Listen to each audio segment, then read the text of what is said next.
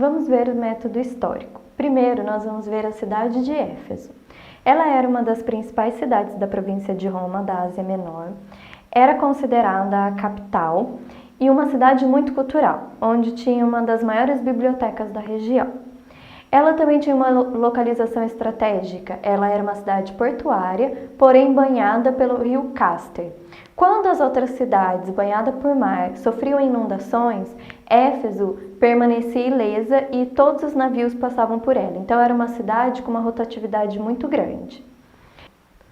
Na cidade de Éfeso também existia adoração à grande deusa Diana na época. Existia um templo muito grande naquela região. Possuíam também montes chamados Touros e Pion, que eram regiões onde se alistavam desde o mar Egeu, onde se era possível ter uma visão do templo de Diana, que era aproximadamente de 6 quilômetros. Tudo na cidade de Éfeso girava em torno desse templo e da adoração a essa deusa. Existiam comerciantes que vendiam coisas referentes à deusa Diana. Então a movimentação na cidade, por causa do templo, era muito grande e o comércio girava em torno deste templo. Para você entrar na cidade de Éfeso, você pagava como se fosse um ingresso. Você tinha que pagar um preço para poder entrar na cidade, tanto para conhecer o templo quanto para conhecer o esplendor da cidade de Éfeso. A cidade de Éfeso possuía um anfiteatro que cabia por volta de 40 a 50 mil pessoas. E é neste lugar que ocorre o tumulto relatado no livro de Atos, capítulo 19, versículo 23. A cidade era tão desenvolvida que naquela época eles também possuíam latrinas para o banheiro público.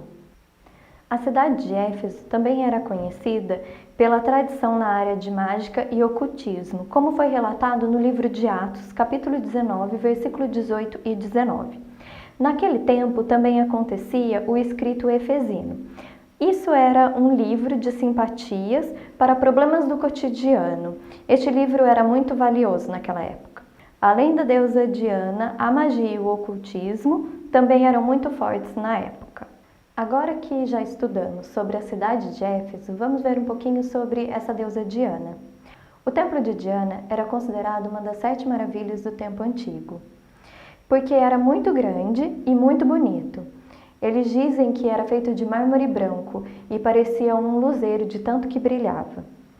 No templo de Diana também se adorava ao deus Baco, considerado o deus do vinho. A história conta que sacrifícios eram oferecidos atrás das colunas do templo, onde existiam sacerdotisas, que eram como prostitutas, e os homens tinham relações sexuais com elas. Esta era a forma de adoração à deusa Diana. E com isso essas mulheres engravidavam e elas não podiam manter os seus filhos dentro dos templos. Então elas eram deixadas na rua e abandonadas. Por isso, você vai entender que o livro fala muito sobre paternidade, porque nós estamos falando de uma sociedade matriarcal, onde a deusa Diana é quem manda, é quem domina, e existem muitos órfãos por causa da adoração a ela. Então nós vemos que Paulo vai falar muito sobre a paternidade de Deus, vai combater essa adoração e essa sociedade matriarcal, revelando a paternidade de Deus no livro. Diana era considerada uma deusa maternal da fertilidade e que povoava a cidade e toda a região. A deusa Diana também era considerada a deusa da caça e também a deusa que tinha um poder sobre os animais. O templo também era considerado como um banco na época, onde as pessoas depositavam suas riquezas e guardavam, porque consideravam um lugar seguro onde não seria saqueado. Na mitologia, a deusa Diana era filha de Júpiter com Latona e era irmã gêmea de Apolo. Conta-se a lenda que quando Latona estava parindo, sofreu além das dores de parto, e foi um parto muito complicado. Devido a isso, Diana era avessa à ideia do casamento. A ideia era de que a deusa Diana era um meteoro. Como era filha de Júpiter, ela caiu de Júpiter. Ela tinha autoridade para julgar e era atribuída à noite. Era a deusa da lua e a deusa da noite. Ela podia assumir muitas vezes a forma da deusa Minerva, que era a deusa da guerra. Ela era considerada virgem, por isso ela era considerada pela cidade como protetora das donzelas. Ela possuía outros títulos, como Grande Mãe da Natureza, patrocinadora dos banquetes, protetora de suplicantes e dos governantes, Santíssima, primeira líder, ouvidora.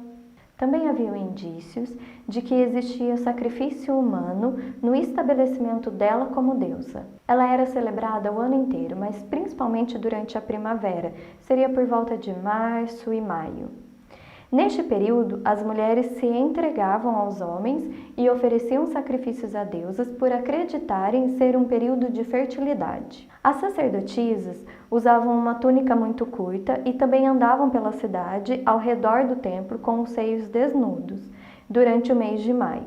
Devido a uma celebração com o deus Baco, aconteciam orgias e diziam que casais ficavam um ao lado do outro, nesse sentido mesmo de orgia e de uma grande adoração tanto à deusa Diana quanto ao deus Baco ao mesmo tempo no templo. No templo também possuíam eunucos, onde o objetivo deles era proferir oráculos de adoração e cantarem louvores em adoração à deusa, enquanto aconteciam os sacrifícios, e também há indícios que aconteciam acrobacias no templo, como forma de adoração.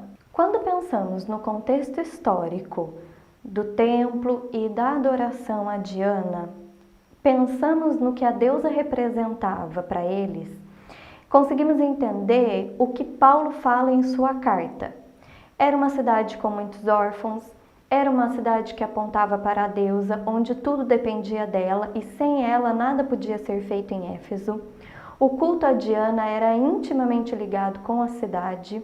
Os fundamentos da cidade estavam alicerçados em Diana e todo o Império Romano não existe relatos de um culto voluntário maior que o de Diana. Ela era o coração de tudo. Acredita-se que Paulo gastou grande tempo na cidade de Éfeso, pois já existia toda essa centralidade em Diana. Então Paulo, ele centraliza todo o livro em Cristo, ele aponta tudo para Cristo. Ele mostra primeiro quem é esse Cristo e depois ele instrui para que eles tenham atitudes como Cristo teve, trazendo Cristo para a centralidade.